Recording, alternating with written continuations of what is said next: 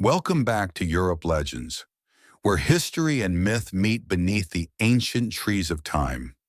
Today we ride deep into Sherwood Forest, where the leaves whisper tales of rebellion, bravery, and justice. This is the story of the man who defied a king, robbed the rich, helped the poor, and became a legend. Robin Hood, the outlaw hero of Sherwood Forest. England in turmoil. Our story begins in medieval England, around the 12th or 13th century, a time when kings ruled with iron fists and the poor lived under crushing taxes. King Richard the Lionheart was away fighting in the Crusades, leaving his cruel brother Prince John to govern. Under John's rule, injustice spread like wildfire. While the rich feasted, the poor starved. Outlaws roamed the forests, and among them was one man who would change everything. A man named Robin of Locksley, or as history remembers him, Robin Hood, the outlaw of Sherwood. Banished from his home by corrupt nobles, Robin took refuge in Sherwood Forest, a vast green maze near Nottingham. There he gathered a band of loyal followers, men and women who shared his cause. They became known as the Merry Men. There was Little John, his towering second in command, Friar Tuck, the jovial monk with a love for both food and freedom, Will Scarlet, quick with his temper and his blade, and Maid Marian, noble, wise, and brave, the heart of their cause. Together they stood for something rare in those dark times: hope, stealing from the rich. Robin and his band became famous for their daring raids. They ambushed greedy tax collectors and noble lords, taking gold and grain meant for the corrupt and giving it back to the poor. They say Robin's arrows never missed. He could split a feather at 50 paces and vanish before soldiers could even draw their swords. To the rich, he was a criminal. To the people, he was a hero. The Sheriff of Nottingham. Every hero needs a villain, and for Robin Hood, that villain was the Sheriff of Nottingham.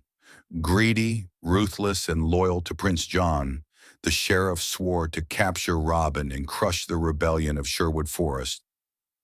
But the forest was Robin's home, and every path, every shadow, was his ally. Time and again, the sheriff's traps failed, and his soldiers returned empty-handed. Maid Marian and the heart of the legend. Among Robin's victories, one stood above them all: his love for Maid Marian. Once a noblewoman in the king's court, Marian saw the suffering of the poor and joined Robin's cause. She was no damsel in distress. She fought beside him, defied authority, and inspired others to stand up for what was right. Together they became the symbol of a dream, a world where kindness could triumph over cruelty. The return of King Richard. At last, word came that King Richard the Lionheart had returned from the Crusades.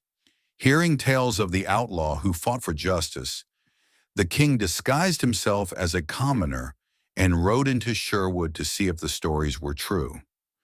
What he saw moved him deeply. Instead of an enemy, he found a hero of the people.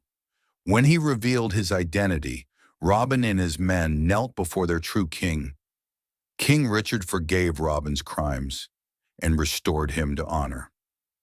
The legend lives on years past, and Robin's adventures became stories told around campfires and in royal halls. No one knows exactly how his tale ended. Some say he lived out his days in peace. Others say he died defending the poor until his final breath.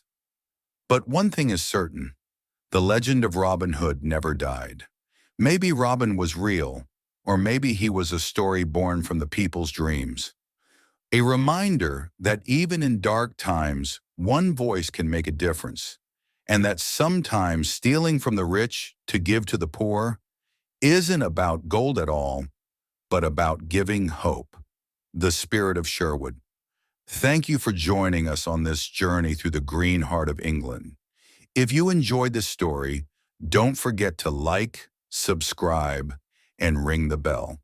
Because next time on Europe Legends, we'll dive into another timeless tale, the Loch Ness Monster, Mystery Beneath the Waves.